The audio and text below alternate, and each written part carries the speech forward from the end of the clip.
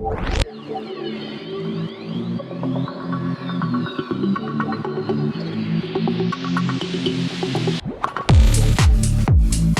to Podcasters Row. This is King of Podcasts. Once again, here with you.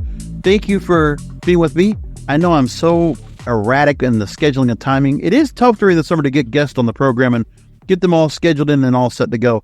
But we do have a wonderful guest we're going to get to in just a moment. But I also want to just quickly remind you that in the meantime, while I'm looking to go ahead and prepare more content, get more guests on board, you can do one of two things. Number one, you can reach out to me, kingofpodcasts.com. You can also find out where you can go ahead and find a contact form where you can reach out if you would like to be a guest on Podcasters Row because you have your own podcast. And hey, I'm here talking to other podcasters. I've done this for 20 years now coming up. And, I would love to go and get to know inspirations, the topics that are most important and dear to your heart, things like that. And then number two, I have been looking at other content to go and also just add to the program. So what I have done is, a while back, I put on social media a Podcasting 101 series. So about 30 really significant tips that I thought people should go and know, and I'm putting them out over 3 episodes. First episode has already dropped. That was the most recent one that you see here on the channel. Make sure to go and just listen through that. It's not like a long-winded kind of thing. Like I said, about 10, 12 minutes, 10 tips at a time, and I think it's important. And it's pet peeves of mine that I've been going through in the podcasting process as a producer, editing these shows, and also doing as much as I do with these programs, because even when I do for my full-time job, again, I do podcasts for a living. Now I'm at the point where it's enhancing, editing, scrubbing, where I'm taking out every and there could possibly be. You want to learn how to go ahead and curb yourself with that? Listen to yourself back over and over. Trust me, that self-correction will happen overnight. Trust me, that's how it works for me too. And then the other thing too is also having the clip, because now audiograms more than ever, I must do, aside from the full-time, I do my own content, probably about 10 to 12 audiograms a week. And I've been doing that since October. And I'm seeing some progress on it, but it is a grind. You just got to keep going through it. And I'm sure my guest can definitely tell you about going through the grind and trying to make a business possible and never giving up on the ambition. Keep rolling with a dream. So my guest at this time right now, he is a business coach and founder of a successful online strategy agency in the UK, has helped over 250 businesses create change and growth within their organization since 2004. About as long as I've been around doing my podcasting bit, believe it or not. He has personally delivered discovery sessions of business, online and social media strategy to over 1,000 small business owners, and so on and so on. I'm here with Robin Waite. He is the author of several books, specifically Take Your Shot, How to Grow Your Business, Attract More Clients, and make more money, and The Online Business Startup, The Entrepreneur's Guide to Launching a Fast, Lean, and Profitable Online Venture, and most importantly, the Fearless Business Podcast, which you can find on all podcast platforms. Robin, thanks for being on. Oh, it's a pleasure. I'm super chuffed that you invited me on here. Looking forward to our conversation. So, I have seen a plethora of business podcasts, and it's whatever goes. So one of the things that I have to think about first off is gaining trust from the listeners that decide, okay, we know there are so many people that are ambitious and they are hungry for trying to get their business off the ground because they don't want to go work for somebody else. They don't want to work for the man. So they're trying to find their way to get their business off the ground. And there are so many entrepreneurs out there that can go and say, oh, I know this and I've done this. You have that same accomplishments, but what do you say is the most important thing you've done to gain their trust, to make them believe, okay, not only are you going to listen to me, you're going to also invest. It's the same way Tony Robbins gets the same people to go ahead and come and spend so much on them. What is it that you feel like you've done to gain their trust? Well, I mean, Google did a study about 20 years ago. It was called 0 Moments of Truth. I don't know if you're familiar with it. I think they've got a whole website dedicated to it now. And one of the things which they talked about in there was the number of touch points which people have to essentially experience with a brand or a business owner before they go ahead and purchase from them. And they also talked about, as well as those touch points, it's not just the number of touch points, but the length of time that people actually spend engaging with that brand that makes a big difference. So the statistics which they offer are 7 hours of engagement across 11 touch points in 4 different locations. I think that's developed a little bit now because, you were talking about sort of shorts and audiograms and things at the start of your introduction there. And I think people are so bombarded with all of these sort of, multiple different touch points in such a short attention span. Actually, I think it's probably more like 20 touch points and, even more locations these days. But yeah, it's all about building out marketing assets that keep people interested, entertained for a long enough period of time so that you can demonstrate your expertise. And then from there, it's then just about whether you're able to build that relationship on a one-to-one basis or not. Because part of it is visibility. That's for me on social media, trying to just get the word out. But then also, I have to say something different than everybody else. So the most important thing I learned when doing the audiograms now was not just the presentation, it was also, I have to make sure that whatever I'm saying, I don't sound like everybody else. And I'm sure that's got to be tough to do because you're a lot of people that will say, oh, here's this quote. I always follow this person that said this. And once I heard this from someone who said this, it's always like, what is coming from you? Like, what is, the point about being able to go ahead and give of yourself without feeling like you're giving up too much? Yeah. Well, don't forget, like, communication's a two-way street. How many times have I've had this with my wife where an expert's told me to do something, or my wife's told me to do something, I should say, and then I go to an expert and they say the same thing, and then my wife's like, well, I told you to do that. So I think it's also about how the message is delivered and who it's coming from, how it's received as well. It's like a two-way street. And the thing as well is about something which I've sort of learned about over the years. So during my 20 years sort of career now in business, I've learned that identity, knowing yourself and your identity is massively important. If you look at, from a marketing perspective, if you look at sort of a niche, there's 3 layers to it. So top layer, you've got demographics, which everybody knows. It's, white male, 42, lives in Gloucestershire in the UK, right? So demographics are always very easy to identify, especially when it comes to like a marketing and connection basis.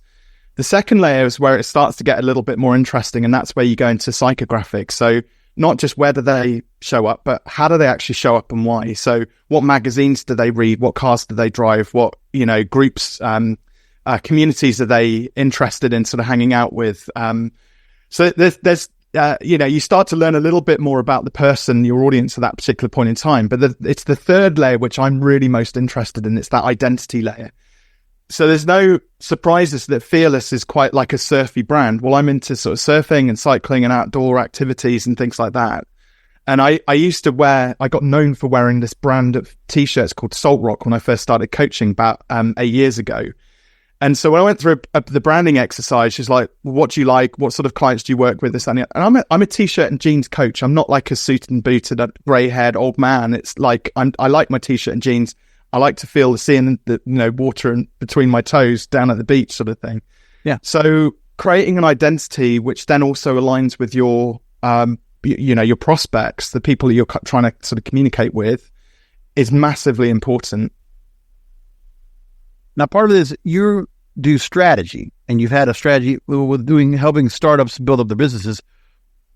What is it that you would normally tell people about your own experience in business building on your own end when it's your money on the line? Well, the main thing, I from what perspective, just general over like business. Oh, what you've done to say, well, I know about this because I did this. Yeah, well, I mean, purely from a marketing perspective, the identity thing is important. But if you don't have a broad enough audience to be able to get your message out to, like, it doesn't matter what, your marketing, your messaging is, or your strategy or things like that. Well, one of the things which I've learned sort of more recently, I've spent 18 years I spent grinding out sort of social media, for example. And what I mean by that is like posting daily, doing all the things that the gurus and experts tell you to do, like doing mainstream sort of marketing. And it wasn't working for me. I got to the end of 2022 and I thought, I'm so fed up of spending, I changed my career to become a coach because I wanted to work with people and I wanted to coach people and transform their businesses. But I was still spending 80-90% of my time marketing, doing social media and doing videos and doing all of this outreach. So 1st of January 2023 rolls around and I thought there has to be a better way, because if you think about it, like social media is very much like the Noah's Ark way to get clients and to connect with people. It's like one by one by one by one by one. A lot of the time, unless you have something which goes viral, which is rare for most business owners these days, it's very much like grinding it out, posting every day and just picking off the odd inquiry here or there. I thought there has to be a better way. So 1st of January rolls round and I just thought, I'm not doing this anymore. I didn't quite know at that point what I was going to do, but I figured if I emptied my headspace of all of the social media work that I was doing, that would hopefully leave a bit of empty headspace to think about something better potentially. So during that time, I connected with a few influential people. And really, I picked up what they were doing because they had a similar sort of vibe to me. They were just smart people, t-shirt and jeans. It looked like they were just on a really fun trajectory. So one example is a guy called Ali Abdal, who he runs the Deep Dive podcast. He's got a YouTube channel with about 6 million subscribers. And I just thought what he was doing was really fun. I just really enjoyed it. And I just started hanging out in his world a lot more, getting to know his team. I would go to his events when he put them on in London. And I showed up. I made sure that I was very helpful. And then it blew my mind because he eventually invited me onto the Deep Dive podcast because we got on so well. And we recorded in June. It went live in August last year. And that one podcast episode ended up, I think I got 3,000 leads from it. I've still got leads coming through to this day. And in the interviews from April that you had on your own podcast, you featured that the fact that you made over 150,000 pounds. Yeah, pounds or euros for the book revenue that you earned? Yeah, 150,000 pounds worth of new clients. So I think that's about $200,000. Wow. And I'm still getting leads and inquiries coming through. I'm still getting clients booking just off that one podcast interview, and it was a real eye opener because I kind of went into it.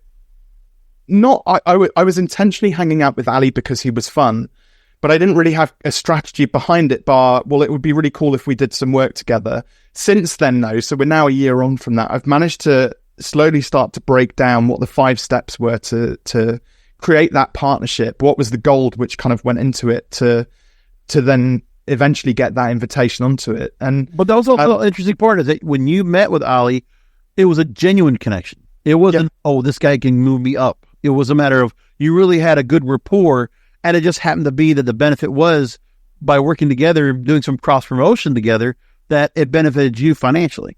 Yeah, well, no money's changed hands. It was Ali invited me on because one of his team members ultimately said, "Hey, you should speak to Robin. He's got some really interesting things to say."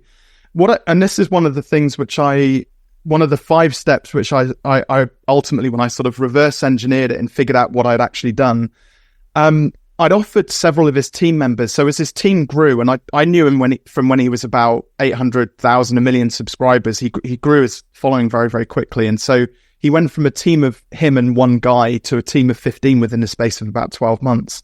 So as his team grew, I got to know his team because Ali's like busy. Everybody wants to speak to Ali, and his team had kind of stood there. Right. And I was like, well, it's a nice compliment to them if I go up to them and start speaking to them about their business. So I got to know them. They're all freelancers, most of his team. And a few of them, we just had some coaching conversations. It wasn't formal. It was just, let's have a conversation about your freelance business. So once I'd sort of got to know his team, at more of an intentional sort of level, I just started showing up with value. And because they're similar sorts of people, I come from a freelance sort of agency background anyway. I got the world that they were in because it's all the creator sort of space, right. And built the relationship up that way. How the podcast actually came about was quite interesting because one of his team eventually said to me, "Oh, Rob, I really appreciate all this help you've given me. Is there anything that I can do for you?" And I was like, well, I know Ali's recording season 2. Seasons. He was recording 2 seasons back to back. So I think it's season 6 and 7. And they had about a dozen guests in each season. So I said, well, there's 24 people who are flying into the UK because it was on location. Wow. I said, the chances of one of them not making it slim. So can you at least put me on the bench? Like if one of them doesn't show up, call me. I'll get a train down to London. I'll record so you don't miss the recording slot. And yeah, sure enough, I got the call on the Thursday, and then I had to get flight. You're on standby. Oh, we're gonna get the flight. Here we go. We're getting on the plane. Here we go. Yeah, go. And it's literally I had to tell Mrs. Waite, and we had like I was supposed to be doing school drop off and pick up. My wife was working away. Yeah. You know, I had 2 podcast interviews and a client that day, so I had to cancel, move around everything to make it work. But yeah, it was just and the conversation itself as well. I think there's a lot of podcasts where they're quite contrived. I think there's a lot where it's like all about the guest is like, hey, look at me, look how amazing I am. Well, let me point that point right there. Yeah. Because, you know, in my area, I mean, I produce a lot of podcasts and I have a lot of new clients that come on board. And I say this over and over that you need to make the show have to be about you in some way, shape, or form. Because if it's a guest intensive interview, you need to equal the amount of time and expertise that you have with that guest. And more importantly, you know, there are a lot of shows, obviously, and the biggest ones are usually based on the fact that, well, if the host isn't that much interesting, then you're just caring about, well, is this guest interesting to you? Okay, then I'll watch tonight, or I'll look at this and listen to it. Otherwise, if it's just guest intensive, then you're limiting the audience because it's only going to be about the guests. And well, sure, there's a lot of people that think that's a good route to go, but I'm of the opinion where, look, I mean, my name's on it. Like you should be able to hear me quite a bit on it. And I should have a reason to be on it. So like there's just, yeah, I don't like that kind of idea either. So it's like, obviously for Ali and for yourself, if you have guests on, you know, yeah, you have all these people that are wonderful. They're all coming out of their way, but still at the end of the day, about 50% of that time is yours. 100%. And it was funny enough, it was actually Ali which made me pivot my own podcast, the Fearless Business podcast, ever so slightly as well, because I used to do season 1 of my podcast. I did probably 80-90% guests. Yeah.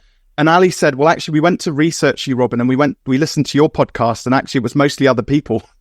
So I was like, right. Okay. So people do want to tune in and listen to me on my own show, like they do on yours. So I think some people are free to do monologues. For me, yeah. I know when I first started, I always thought I had to have somebody on as just to bounce off of. And a lot of people still think like that. Even people that come from the radio environment.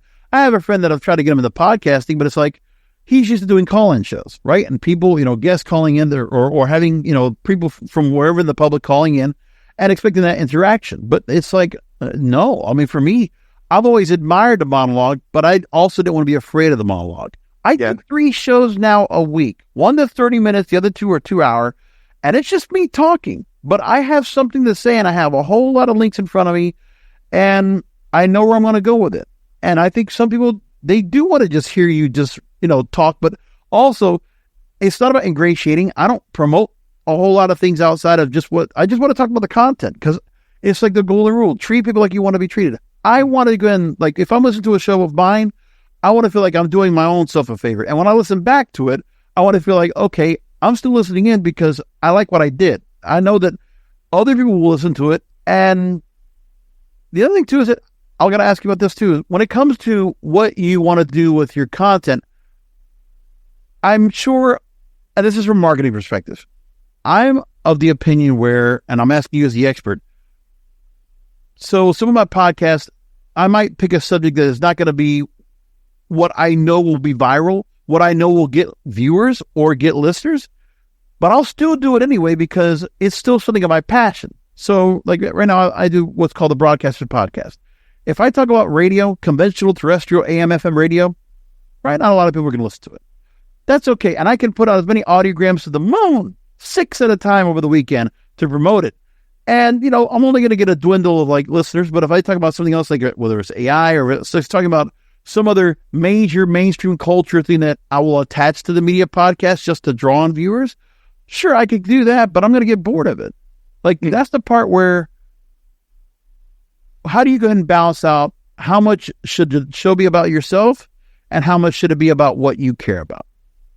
I think this balance is the right word, but I think look, if you're not passionate about something, you're not going to continue doing it for like, you know, in the long term. Eventually, you're going to be bored of trying to please everybody else, and if you're not actually getting any type of intrinsic, you know, reward from that, why would you continue doing that in the long term? So I think the balance has to be right. Yeah. And I'm not getting paid for it. Like I'm trying to generate money, but it's not really anything like that. It's just out of enjoyment. but it's also not harming anybody either. I think it's one of those things that if it's not harming anybody, like, what's the problem with that? I think if you're interested in it and there's something you want to talk about it. I think, and the people that want to find it will find it. The people that don't will skip over it, and you've got enough interesting content out there for people to skip those bits that you just talked about there and go to a guest interview if they want a guest interview, or go to a monologue which they have more interest or that's more mainstream. I think too many people these days focus on like trying to keep everybody else happy, and they don't really show up with any level of like really true integrity or authenticity.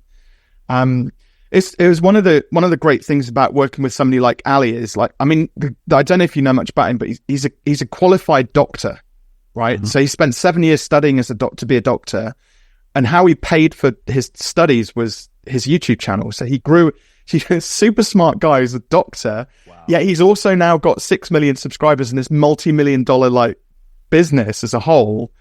But he's you can see that he's just like curious. He just wants to learn, and that is who he is at his core. So when I sat down to record that session, about 5 minutes beforehand, he said, "Oh, Robin, why don't we come up with a couple of scenarios of businesses and you coach me on them?" And I kid you not, for the first 2 hours, I just asked questions. I just did the coaching thing and just asked him questions. Yeah. And actually, probably I would say 2/3 of it was him talking through the concepts and the ideas, with me prompting him. So I'm essentially interviewing him on his own podcast, which was quite fun. Amazing. And I think it was like it was a 2.5 hour interview and all. It was like, it's called Deep Dive for a reason. But right. The last 30 minutes, eventually he just said, "Oh, shit, Rob, we should do apologies. I don't know if you can bleep that one out." No, you're good. You're good. Excellent. Good. He said, "Oh, Rob, we haven't spoken about you." And then so finally we got into the conversation of learning about sort of my background in business and things like that.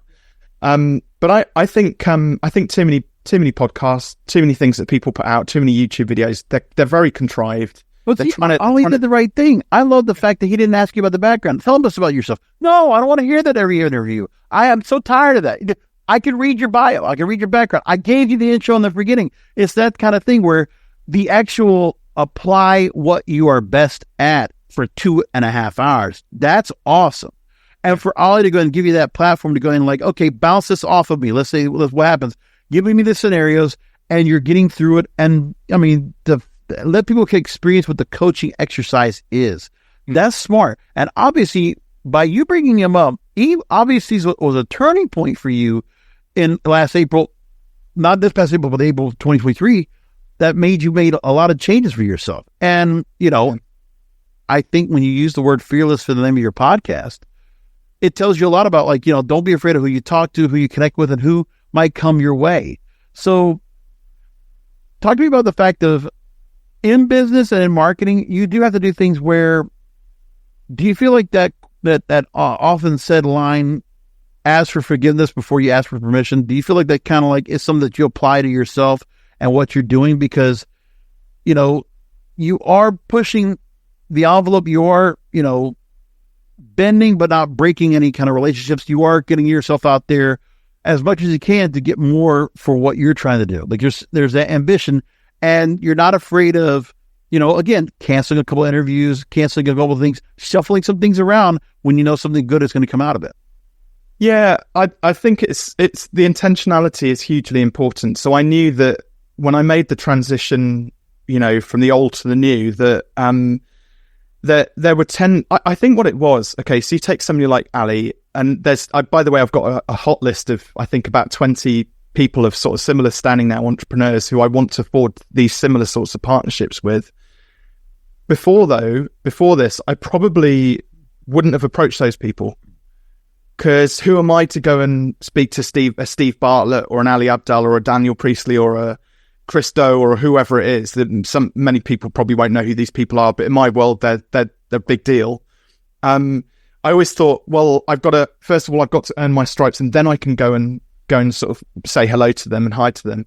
And it was quite a good sort of learning for me throughout the early part of last year, where I was like, no, why not? Why can't I just walk up to these people and say hi and have a conversation with them? Because they're just people at the end of the day.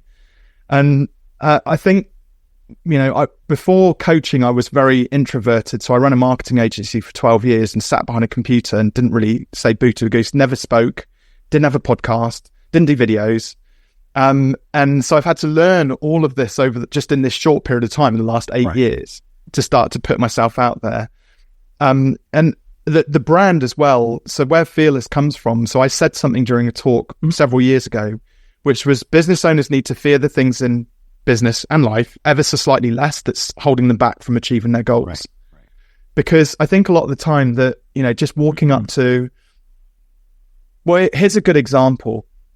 There's some remarkable entrepreneurs out there, and there's events happening all around the world every single day, these great conferences and business networking meetings and speakers online and things like that. And you see an audience of 5,000 people, and 4,990 of them will sit in their seats and be passengers throughout the whole of a 2-day conference. Right. And there will be about 10 of them who will see a speaker and they'll run up to the front of the stage to go and shake that speaker's hands, connect to that person, have a selfie with them. Right. And say thank you to that speaker. And do you know what? As a speaker, it's lovely when you get that feedback, those people coming up to you.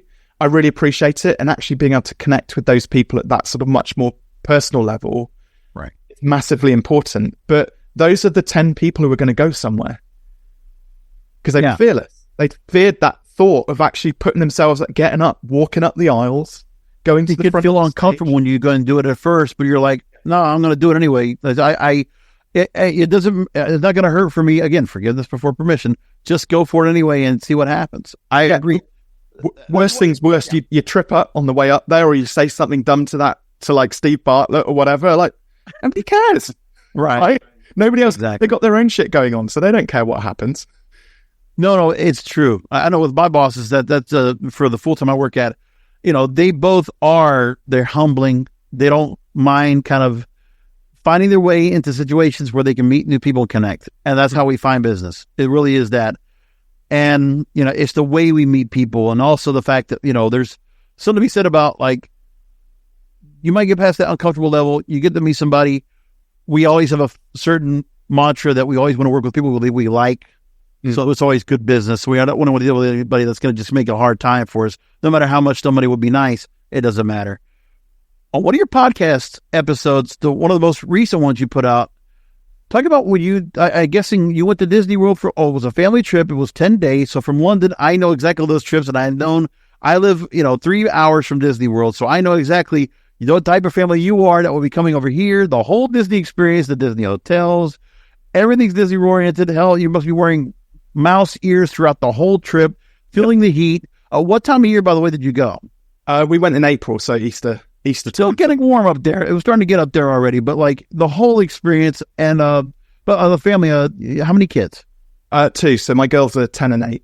Oh, perfect timing. Yeah, that's the right time to go and get them all that there. And then it's interesting you decided to go and do a podcast about the experience there and from a marketing perspective, what they do from a business end on everything. Because it is a great example of the American corporate structure at its best, because when they run that theme park, everything they do in marketing and getting you to that part, again, to make the trip from the UK all the way over, and that's not a cheap ticket, and it's not a cheap ticket for it to go in there now these days. It's a lot to go ahead and invest and do that kind of trip. But obviously, you look at what they do now, their approach to customer service, their approach to engagement, and, creating an entertainment environment for all ages. What is it that you thought that you got from that 10-day trip, and you learned so much from that you apply now to like saying, okay, I can learn from this. I can apply something to this. First things first, like the experience was incredible. And we've actually since gone to Harry Potter World here in the UK. Because obviously you've got Universal Studios, haven't you, which is next door to Disney. Yes. But we didn't do it because the ticket, we, like you said, it was a lot big, and we'd spent a couple of years saving for it. And to do Universal as well. My daughter's Harry Potter mad, but we're like, oh, it's all right. We got Harry Potter Studios. Right. I'm a bit disappointed with Harry Potter's world here. We wish we'd done Universal Studios instead, actually. But because just the Disney experience was just a whole nother level. Even things like creating the memories. They had the photographers dotted all around like the various different parks.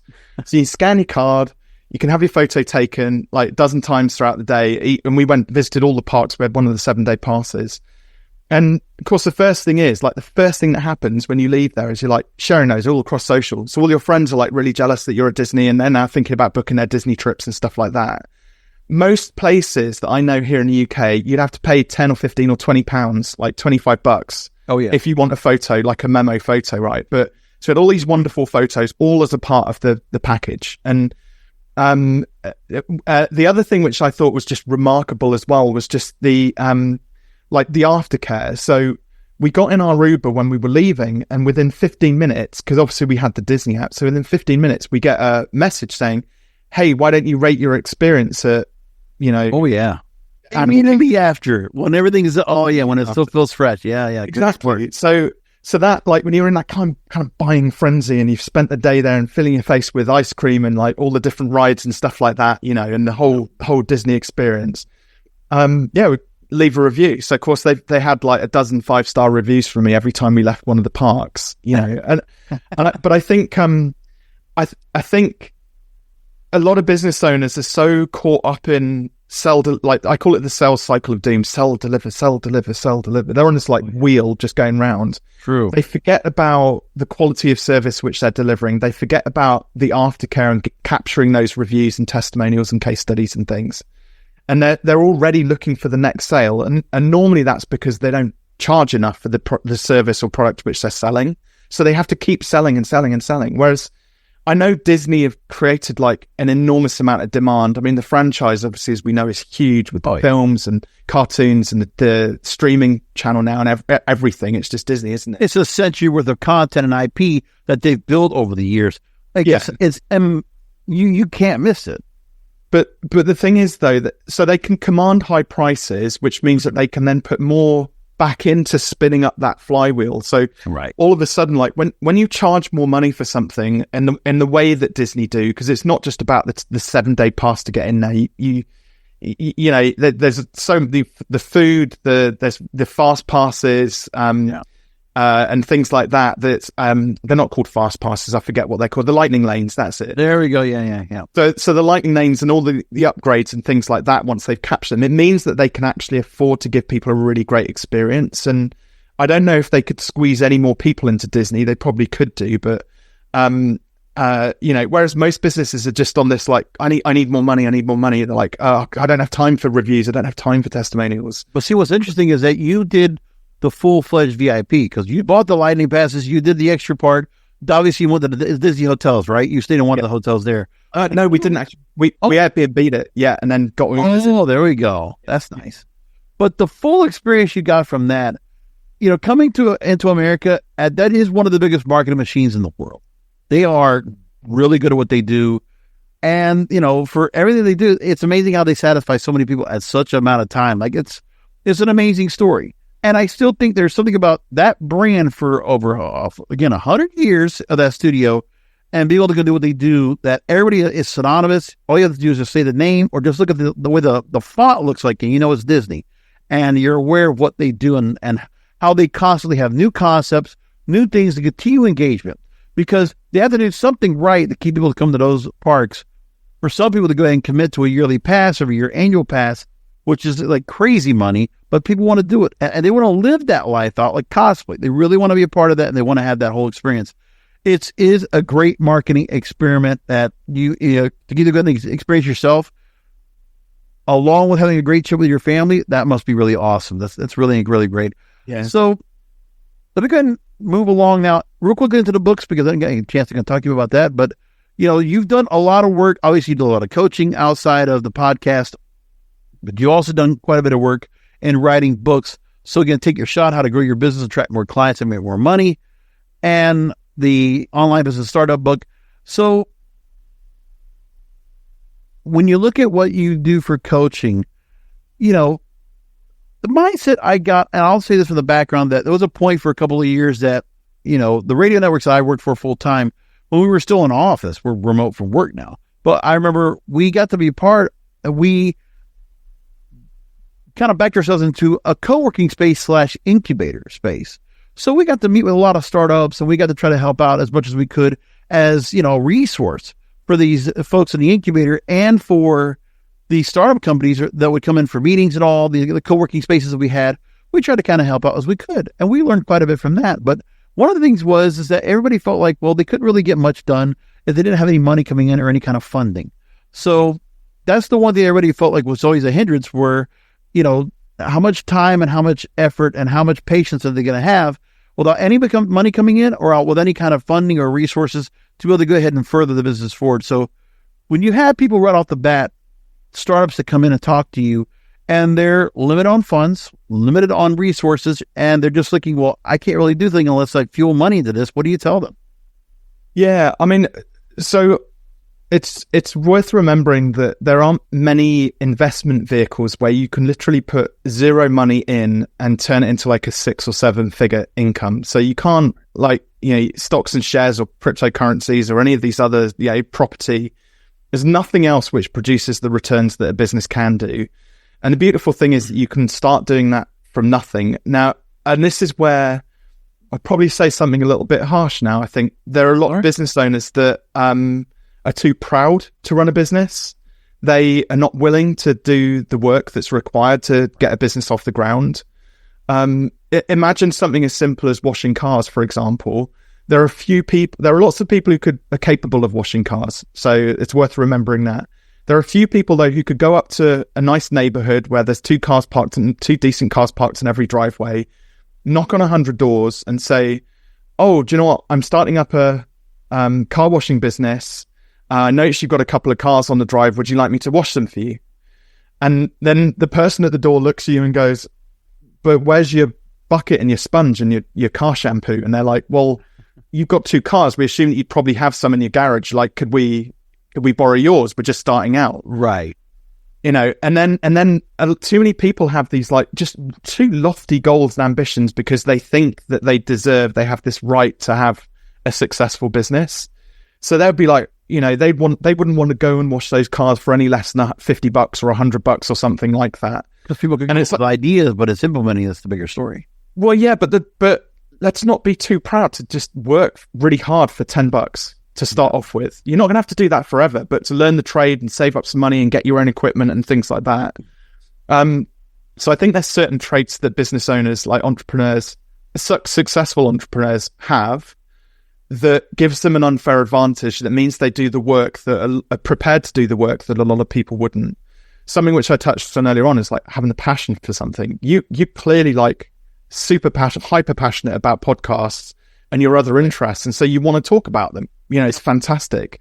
And you'll probably be doing that until, on your deathbed. I can certainly see myself, probably not podcasting, but certainly coaching, right up until through retirement, like long beyond when I actually need to carry on doing it, right? Yeah. Because I love it. So that means that it gives me an unfair advantage. And I'm going to be coaching more people for longer because of that. Right. Well, I want to ask one last question. This is also kind of like this is my own curiosity anyway. So because of what I've done, especially with the audiograms and other content and how much I post on social media, I am bombarded right now, especially on LinkedIn, because part of it is I didn't put a lot of content of mine of terms of programming. I figure LinkedIn, it's a business crowd. They don't want to necessarily look at this, but I actually get great engagement on LinkedIn for some of my content. Yeah. But what I get in return now is I get everybody from Bangladesh to Manila reaching out to me for, we can help your YouTube numbers go. We can help your watch hours. We can build this. Just give us $100, $150 each, whatever. And they're relentless, man. Hey, God bless them. But they are on my ass with this stuff, right? Yeah. So there's a lot of people that say they'll do marketing services for you. Of course, you're one of those, but I don't want to put you in the same vein as those people. But I'm just saying, when you are getting the right things done, I don't know how much I feel like it's a badge of honor to say, okay, and I have all these people trying to reach out to me to go and market with them because they see my content. Okay, that's great. But do I trust them to go to them for the marketing? Like, what would you say is important for people to know if you feel like you're going to reach to the right marketer? If you're going to get to the right service, how do you usually gauge the trust factor as to like, okay, if I spend money on them, they're probably going to do right by me? Yeah. I mean, I think it goes without saying that are you looking for any of those kind of services right now? It would be nice. It's just that I don't see myself putting out that much money towards it because, I'm really only putting in what I make from it. So like whatever I make of it, which is not much. Well, just like right now, all I make is what advertising revenue, which is not much off of it. It's like whatever programmatic ads dynamically asserted from my podcast host for all the content I do. I'm trying to build up a YouTube channel, which is getting close to the barrier subscribers, 500, but then the watch hours are way low than what's necessary. So like I need work to grow that out to make another pipeline of revenue, but I'm only putting in what I have into it. And all I've done really much is just production costs. So like, this microphone right here, this Shure, I bought that because of a couple of years of making money on the advertising. I said, well, I'm going to buy this to upgrade my content, right? Even the computers, whatever I have. But like, that's all I spent money on is just, the infrastructure. But I'm looking on the market conversation on the Fearless Business podcast because I can help you out with that. So we can come up with a nice product that you can potentially sell. Okay. And I think it possibly needs to be sounds to me like it needs to be some kind of maybe a consulting thing or coaching thing. So teaching people how to get up and set a successful podcast up, which you may or may... I've tried. I've put the materials together and I've put together like media kits and I've done some things to try to get that out there. But, I don't feel like I'm going to charge too much. But also I like to do it where I can also scale it as big as they want because I have the full time where I do it already as big a scale as you want. So like, I'd like to be a gateway of podcast consulting. You know what the other thing too? Yeah. Have you been ever offered to go to like podcast movement or podfest or any kind of podcasting conferences? Because I've done this 19 years of doing this and coming up now, August 1st will be 19 years doing this. I have never been invited. I got a chance to go and do a speaker submission this year. Ooh. And listen, I know the people, but I never get offered to those things. And I think it's a badge of honor. I'm king of podcasts for a reason because I've done a lot of them, but I don't get that kind of adulation. And, I'm not out there being, promoting as a consultant or a coach, but I absolutely have the experience to do it. And I know what people are looking for. I think so. Yeah. So, I mean, can I give you a bit of feedback on that? Sure, please. Okay. Those people who are running those conferences and events and things like that, how many of them have you had on your podcast? 1 or 2. Okay. So imagine if you had 50 to 100 of them on in the next year or two. Do you think that leveraging that to start the relationship off, do you think that will help or hinder your ability to... It would help, but the thing is, I did the Podcasters Row as well to get other podcasters out there. And I've talked to the organizers and said, hey, man, I have this show. If they want to come on, do I need to reach out individually? But I mean, I'm starting to just pick on folks and just say, okay, here's I do a pitch here and there, or I'll promote it somewhere else and just get the word. But like, yeah, part of this program is to bring in people that I can connect with and network with. Yeah. So I am not trying to take money from them. I'm offering the platform because I've done this for so long and I'm really curious. Like, yes, it's a passion project. So I do this here in my way of, and I did this again, May of last year. I said, well, I want to do this just to get more people to go ahead and talk to. And maybe what's a way to connect, and let's do it. Yeah, I think doubling down on that, and there might be something in that maybe just missing. That's not quite, you haven't quite joined up the dots yet in terms of how to get, it's the partnership model again. It's about let's start the relationship off by leading with value. Be intentional about the 10 or 20 people that you would love to get on your podcast this year that are in that space. Then how do you nurture that relationship behind the scenes? Like for example, with the people on my hot list, I'm all over their socials every day. I turn the little bell notification on, and the moment they post, I'm there. I'm reposting, I'm commenting, I'm liking their content. I drop them little voice notes and say, hey, that post you did about X, Y, and Z was great.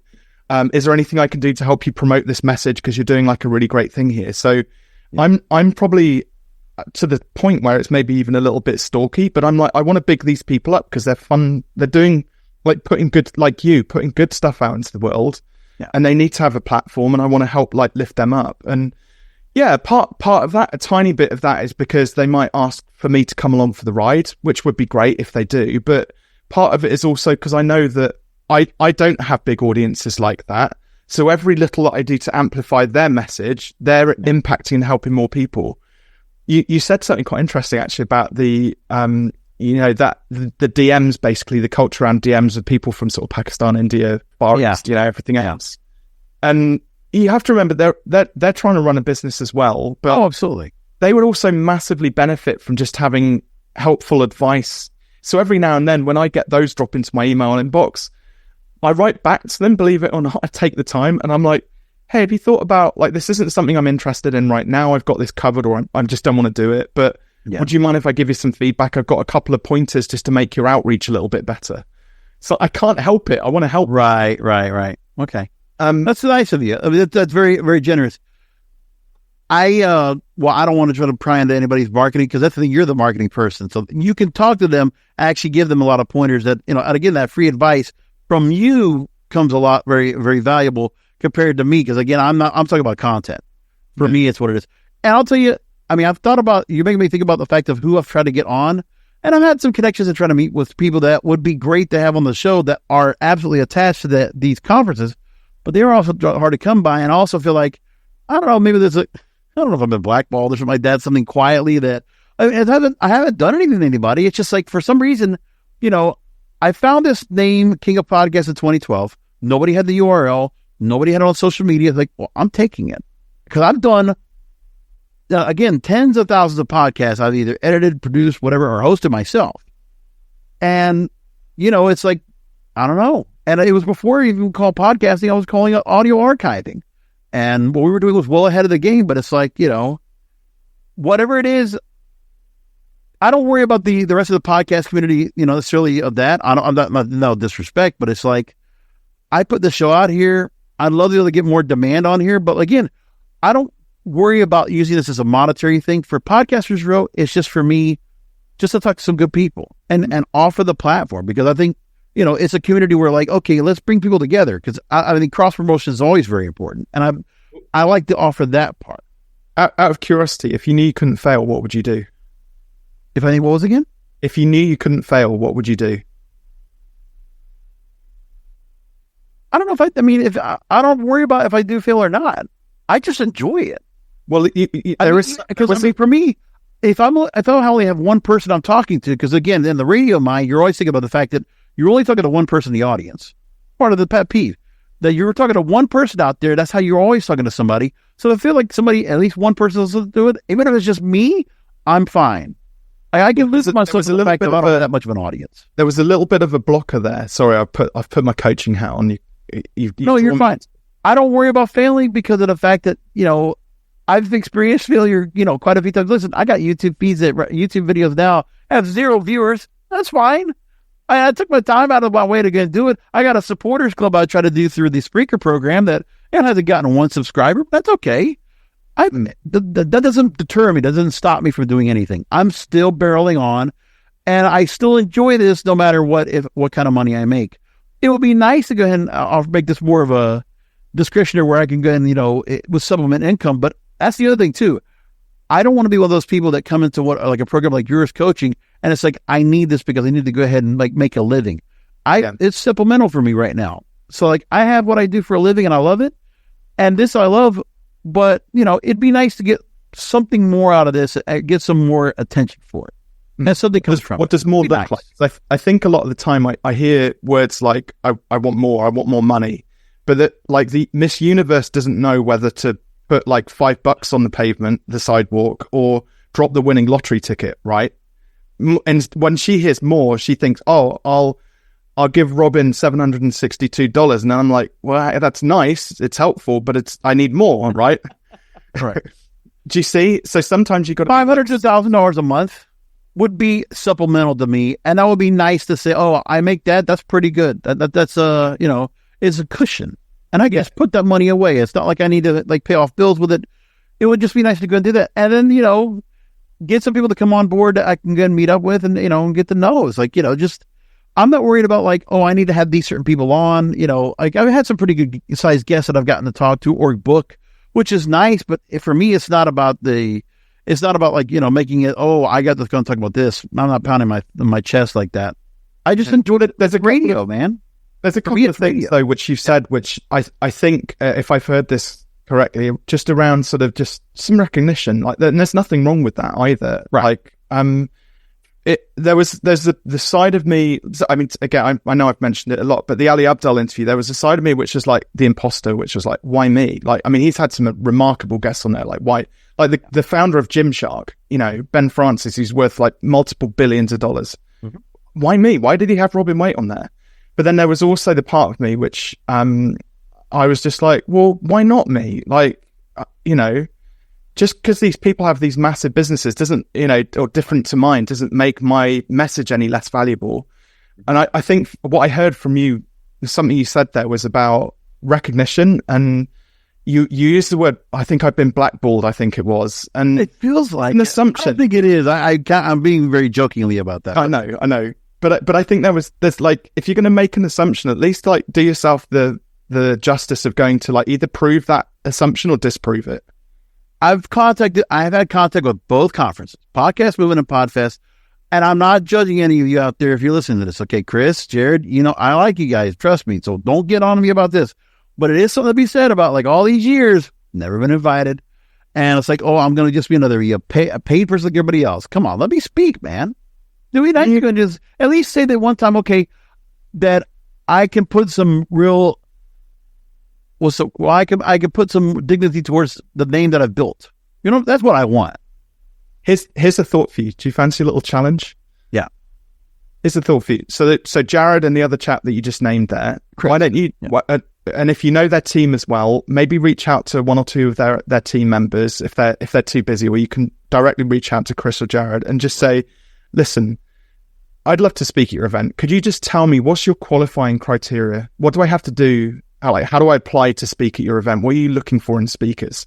Because a lot of the time, well, I discovered this. There was another one. Well, can I tell you? And I got to get running. I'm so sorry about this, but I'll tell you this. So one, again, I had a speaker submission I did, and that was a good one too. But they just said, we don't have any room on the agenda to bring you on. The other one, they wanted to offer you what was called a pechakucha. So like a 5-minute, like jump on board, you know, and you're like in a cattle call of people just saying, oh, here's what my podcast is, this is what I do. And that's it. But that's all they ever looked at me as that. I was like, well, okay, then I guess I'm not that important to them. That's okay. Well, maybe it's too short. Maybe it's too short a time period. Why don't you ask them what about 2025 or 2026? Like, I want to be one of your top speakers. I want to blow you away and your audience away. If you were to put me on the lineup for 2025, what would I have to do in order to get there? And I'll work my ass off to do it for you. Do you see? It's not that you're not being too proud, right? But right. It's that long-term thinking of, I'm just going to commit to this, and you might not get it still, but that doesn't matter either. At least you've done the work. Yeah, I'm not worried about the pride for everybody else. I'm proud of my own work, but it would be nice to be noticed for it. That's really what I want, but, you know, what can I say? Peter, let me go ahead and, it's me, Robin, excuse me. Let's go ahead and get into things very quick. Yeah. And wrap things up.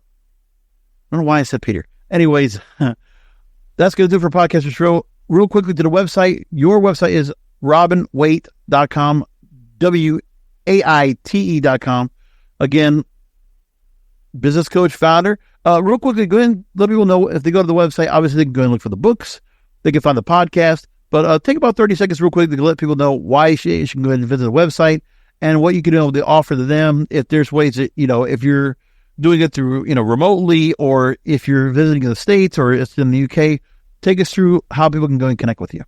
Yeah, well, the best way to connect with me, 2 ways, either LinkedIn, just drop me a direct message. I love voice notes. So if you want to just jump on there and either ask a question off the back of this podcast or just say hi, that's absolutely fine. I always reply to those. I do that personally.